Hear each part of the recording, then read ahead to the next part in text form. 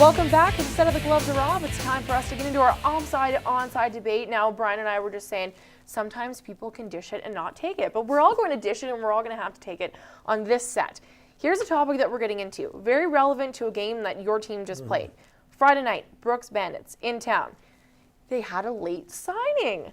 His last name is Big Snake. We all know who he is. He was out there on the ice, well, at least not for the first 10 minutes because he managed to earn himself a penalty before the game even started. Congratulations. But here's the topic for today, and I think this is going to be a good one. The addition of junior players to rosters for intimidation or instigating fights not only puts the players at a disadvantage, but can reflect poorly on the league. Is this something that needs to be stopped, even if it can be? Or can it be?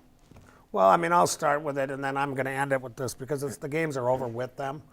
But number one, an embarrassment to the league, that's probably about 4 or 5. Embarrassment to the players that sat out to watch this guy who couldn't skate. Now, if he could skate, it'd be a whole different ballgame. He couldn't skate. He couldn't shoot. He embarrassed himself. He embarrassed the organization. Should have been embarrassed. The league needs to do something about it. All right. And bottom line was, 1,000 people were laughing at this young man. Now, people felt sorry for him. I don't know him personally. I know him. I mean, I've seen him play when he was in senior hockey. He's actually a really good kid. He's not a bad kid at all. He was happier than hell. I don't know if he went on Facebook. No. But it basically spells out what he was there for.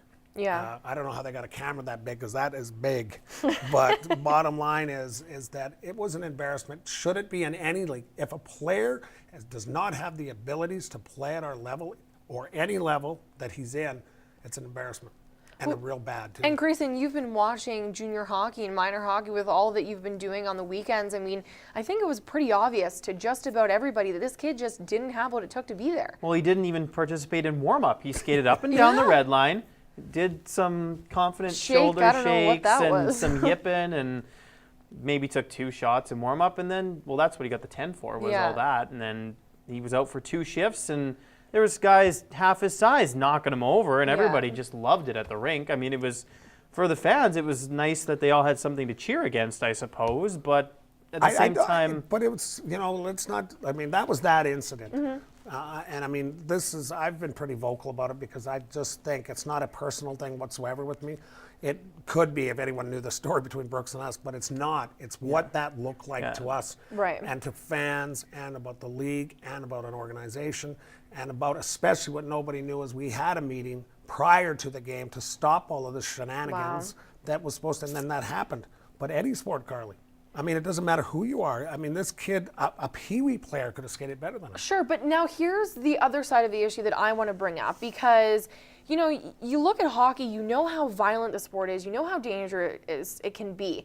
I want to talk about liability for a second because God forbid this kid who can't skate. What would have happened if he would have gone head first into the board because he can't stop and he's trying to be a goon and he's trying to be an enforcer and he seriously injures himself? Who is liable? Because God forbid something serious would have happened to this kid. Who knows? He goes head first on the board, snaps his neck, and then he's injured, seriously critically injured. Who's liable and who's responsible? Well, Hockey Canada has, you know, he's got insurance and everything on that too. But and not to make any light of it, God forbid he fell on anyone too. Well, that's what I'm saying. He's not only a liability to himself, he's a liability to other players out on the ice. And you know, if I was a parent or if I was a coach, I don't really know if I'd be taking that so lightly.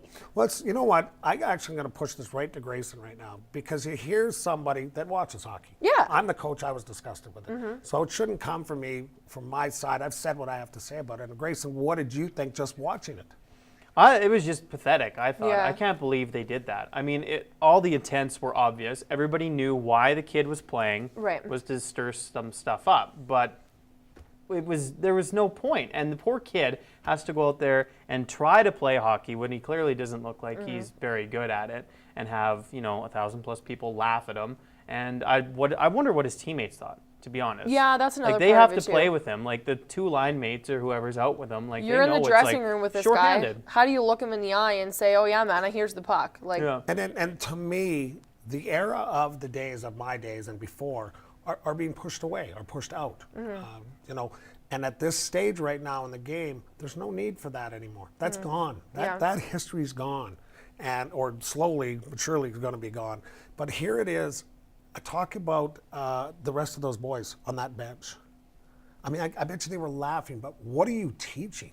Yeah, exactly. I mean, what are you saying to the rest of Yeah. your boys who sat two good defensemen were sitting up and they went with 5 to play That's this right kid in too, this yeah. game that was a Yeah. game that was so built up to be, could have been either way, but the reality of it was nobody knew we were having a meeting to say, no, stop this. All right, nobody was going to fight him. And the end of the day was those boys for Brooks, they were laughing probably, but inside, some of were those probably kids I know, embarrassed. They were probably That's pretty pretty choked. Exactly. Yeah. All right, well, we have to take a time out here. It's time for another commercial break, but stay tuned. We're going to talk a whole lot more Bobcats after the break in our strategy session segment.